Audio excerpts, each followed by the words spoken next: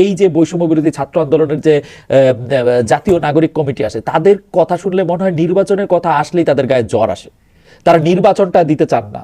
নির্বাচনটা মনে হইতো আর কি কথা শুনলে যে যে তাদের আসলে নির্বাচনটা দেওয়ার ব্যাপারে তাদের একটু এটা আসে। ডক্টর মোহাম্মদ ইউনূস এটা বলতে চেষ্টা করলেন যে ভাই আমরা এখানে আসছি, নির্বাচন একটা দিব, আমাদের কিছু সংস্কার করা দরকার ছিল, আমরা কিছু সংস্কার করব, সংস্কার করে আমরা তোমাদেরকে নির্বাচন দিয়ে আমরা যাবো গিয়া। টাইমলাইনটা কি? টাইমলাইনটা হচ্ছে 2025 সালের ডিসেম্বর থেকে 2026 সালের আধা পর্যন্ত।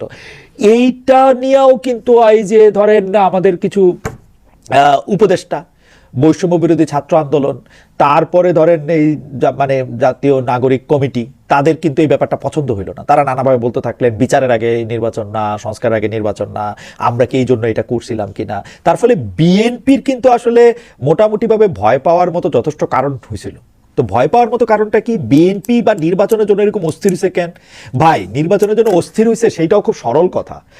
নির্বাচন কইরা গদিতে গিয়া না বসলে যতই যে কোনো জায়গায় যা কিছু করি, এটাতে কিন্তু পোষায় না। কিন্তু মানে ধরেন বাংলাদেশে যেগুলিকে চাঁদাবাজির জায়গা আসে, যেগুলো অন্যান্য জায়গায় যত রকম যত কিছু আসে, এই সচিবালয়ে কোন সচিব বসবো না বসবো এগুলি কিন্তু অলরেডি বিএনপির হাতে চলে গেছে। কিন্তু তারপরেও কিন্তু সবকিছু যায় নাই। যতদিন পর্যন্ত সবকিছু না যাবে ততদিন পর্যন্ত কিন্তু আসলে যাইতেই হবে, নির্বাচন পাইতে হবে, নির্বাচন দিয়ে ক্ষমতাও যাইতে হবে। সেই জন্য আমি মনে করি এই যে মানে এই ইয়াটার কথা বলা যে আরেকটা নিরপেক্ষ সরকার লাগবে, এইটা বিএনপির একটা রাজনৈতিক চাল এবং বেশ ম্যাচিউর চাল বলে মনে হয়। বিএনপি বলতেছে যে আপনারা ইলেকশনটা ঠিক মতো দিতে পারবেন না, অর্থাৎ নির্বাচন ঠিকঠাক দিয়ে চলে যেতে পারাটাই এখন ইউনূস সরকারের সাফল্য হিসেবে বিবেচিত হবে। এখন এই সরকারের কেপিআই হয়ে দাঁড়াবে যে তারা ইলেকশন ঠিক মতো দিতে পারে কি পারে না এই প্রশ্নে, যেন তারা সরকারের রাস্তায় না হেঁটে সকল মনোযোগ নির্বাচনের দিকে দেয় এবং বলে যে আমরাই নিরপেক্ষ এবং ভালো নির্বাচন দিব। আরেকটা মজার ব্যাপার করছে, আওয়ামী লীগ আইসা এই বক্তব্যের সাথে তারা খুব একমত হয়েছে। আওয়ামী লীগও এখন একটা নিরপেক্ষ তত্ত্বাবধায়ক সরকারের সাথে, তত্ত্বাবধায়ক সরকারের অধীনে একটা নির্বাচন চায়। কি ইন্টারেস্টিং দেখেন যে আওয়ামী লীগ তো সারা জীবন এই কথা কয়ে আসলো, মানে 2014 সাল থেকে এই কথা কয়ে আসলো শেখ হাসিনা ছাড়া কারো অধীনে নির্বাচন করা সম্ভব না। এখনো এটাই চান ভাই। এক কথা তো এক মুখে 4-5 কথা কন কেন? জনাব মোহাম্মদ আরাফাত, আপনি একটা এই কথা আপনি বলেন নাই এর আগে শতবার যে শেখ হাসিনার অধীনে নির্বাচন হইতে হবে? এখন কে তত্ত্বাবধায়ক সরকার চান নির্বাচন করতে? শেখ হাসিনার অধীনে নির্বাচন চান? শেখ হাসিনার অধীনেই তো পৃথিবীর সবচেয়ে ভালো ভালো নির্বাচনগুলি হয়। 2014-তে হয়েছে, 2018-তে হয়েছে, 2023-এ হয়েছে। শেখ হাসিনার অধীনে নির্বাচন চান। যদিও ডক্টর ইউনূসের প্রতি আমি কি বলবো, আমার একটু কাজটা আছে যে অন্তর্বর্তী সরকারের 3 জন সদস্য যদি বৈষম্য বিরোধী ছাত্র আন্দোলনের বা তারপরে তারা যদি অন্য কোনো রাজনৈতিক একটা কাঠামোর বা রাজনৈতিক একটা দল করে তারা যদি অংশ নেয়, তবু আমার ডক্টর মোহাম্মদ ইউনূসের প্রতি আস্থা আছে যে ডক্টর মোহাম্মদ ইউনূসের ইলেকশনটা বা ডক্টর মোহাম্মদ ইউনূসের আন্ডারে ইলেকশনটা ভালো হবে। কেন এই আস্থা আছে জানেন? দেখেন এইখানে যারা উপদেষ্টারা আছেন, যেমন ধরেন সৈয়দ রিজওয়ানা হাসান কিন্তু মুখপাত্র হিসেবে বলছেন, কি বলছেন যে সৈয়দ রিজওয়ানা হাসান বলছেন যে যদি কেউ সরকারে আছে যারা, তারা যদি রাজনৈতিক দলে যাইতে চায় তাহলে তারা পদত্যাগ করা যাবে। এবং সবচেয়ে বড় কথা হইলো যে তারা কিন্তু নিজেরা ইলেকশনে দাঁড়াইতেছে না, মানে প্রধান উপদেষ্টার কথা আমি বলতেছি। আমরাও দীর্ঘদিন কইছি যে আপনি শেখ হাসিনা, আপনি যদি একটা ইলেকশনের সময় আপনি এই গভর্নমেন্টে থাকতে চান তাহলে আপনি দাঁড়ায়েন না ইলেকশনে, আপনি ইলেকশনের থেকে নিজের আলাদা করেন, আপনার দলের থেকে আলাদা করেন আপনি নিজেরে। সেটা তো করা হয় না। সুতরাং আমি মনে করি যে ডক্টর ইউনূসের প্রতি আমার এই আস্থা আছে। যদি এই ইলেকশন হয়, আরেকটা তত্ত্বাবধায়ক সরকার আর দরকার নাই। এই ঝামেলা, এই গ্যাঞ্জামের কোনো মানে হয় না। এবং আমি মনে করি যে ডক্টর ইউনূসের অধীনে একটা ভালো নির্বাচন হবে।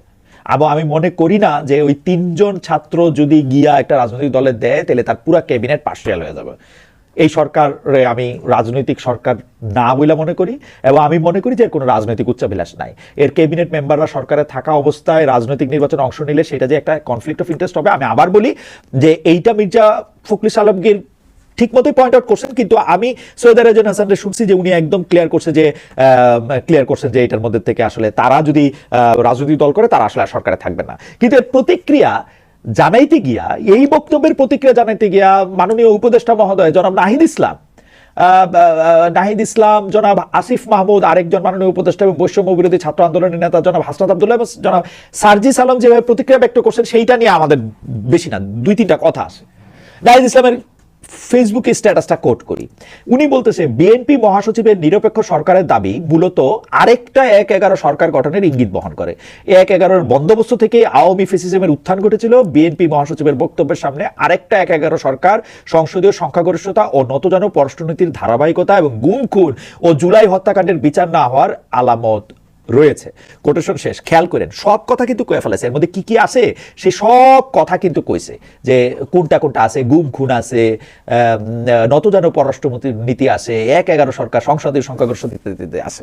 অর্থাৎ যা মানে মানে মানে প্রথম কথা, ১/১১ সবচেয়ে ওয়ার্স সাফারার ছিল হচ্ছে বিএনপি।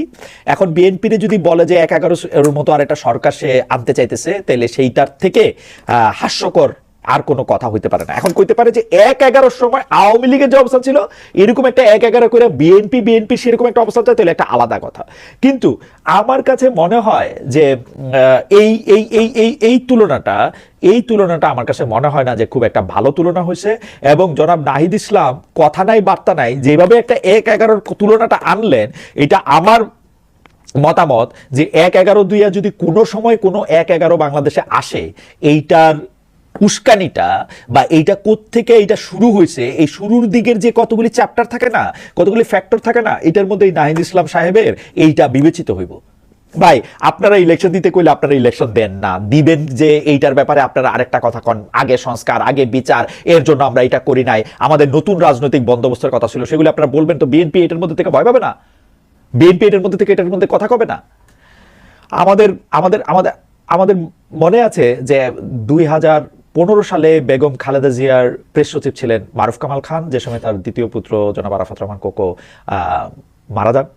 সেই সময় কয়েক বছর আগে, মানে এই কোকোর মৃত্যুবার্ষিকীতে দেয়া জনাব মারুফ কামাল খানের একটা স্ট্যাটাস কোট করি। সেই সময় থেকে ম্যাডাম জিয়া সহ আমাদের সকলকে ওই অফিসে ৩ মাস ধরে অন্তরীণ করে রাখা হয়। এক পর্যায়ে বিদ্যুৎ, গ্যাস, ফোন ও ইন্টারনেট সংযোগও বিচ্ছিন্ন করে দেওয়া হয়। তখন আওয়ামী লীগ এবং তাদের সমর্থক হরেক রকম সংগঠনের লোকজন প্রায় রোজ এই অফিস ঘেরাওয়ের নামে হামলা চালাবার মহড়া করত, নানান রকম হুমকি দিত, ভয়ভীতি দেখাতো। আর ম্যাডাম জিয়া সহ ভেতরে আটক আমাদের অনেকের বিরুদ্ধেই নিয়মিত বিভিন্ন স্থানে রাস্তায় সহিংসতা চালাবার সম্পূর্ণ মিথ্যা অভিযোগে মামলা দায়ের করা হচ্ছিল। কোটেশন শেষ। নয়াপল্টনে বিএনপির অফিসে কোকোর মৃত্যুবার্ষিকী উপলক্ষে দোয়া মাহফিলের আয়োজন করা ছিল। সেখানে মির্জা আব্বাস বলেছেন, ১/১১ ভয়াবহ পরিণতি বিএনপির চেয়ে বেশি কেউ ভোগ করেনি। বিএনপির প্রতিটি নেতাকর্মী থেকে শুরু করে দলের চেয়ারপারসন বেগম খালেদা জিয়া পর্যন্ত ১/১১ নির্মম রোষানলে পড়েছিলেন। কোটেশন শেষ। যাই হোক, মানে যদি মানে জনাব নাহিদ ইসলামের এইটা মনে না হয় যে বিএনপির যে রোল ২০০৭ সালে ছিল, সেই রোলটাতেই বিএনপি না থেকে আওয়ামী লীগের রোলে চলে যাবে, তাইলে এটার মধ্যে থেকে কোনো কিছু একটা সেন্স মেক করতে পারে। কিন্তু দেখেন, আমার কাছে কিন্তু মনে হয় যে কার কথায় বা কার পরামর্শে, কার দেখিয়ে দেওয়া পথে এরা যেন এইটা চিন্তা করতেছে যে বিএনপি আওয়ামী লীগের সাথে মিলা যাবে, সেই জন্য বিএনপিকে আসলে একটু চাপে রাখা দরকার, বিএনপিকে একটু কথা শোনা দরকার, এইটা আমার মাথায় ঢোকে না। আপনি যদি খেয়াল করেন যে মানে এত কিছুর পর বিএনপি আওয়ামী লীগের সাথে আঘাত করতে চাচ্ছে, এরকম একটা ইঙ্গিত যে আমাদের উপদেষ্টা মহোদয়রা, অর্থাৎ মানে জনাব নাহিদ, জনাব আসিফ এবং আমাদের ছাত্র নেতা জনাব হাসনাত সার্জিসরা যে এটা দিতেছেন, এটা আমার কাছে একটা অসম্ভব বিষয় লাগে। দেখেন, তারেক রহমান দেশ ছাড়া হয়েছেন